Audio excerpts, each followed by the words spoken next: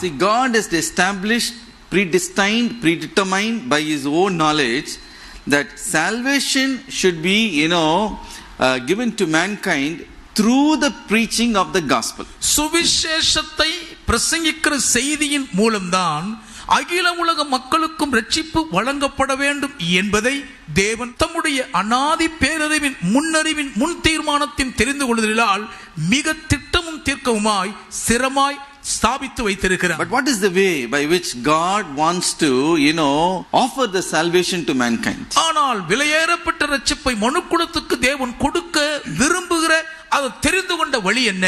Through man should reach out to a man for salvation. ரட்சிப்புக்கு ஒரு மனிதன்தான் இன்னொரு மனிதனை போய் சந்திக்க வேண்டும். How it is done?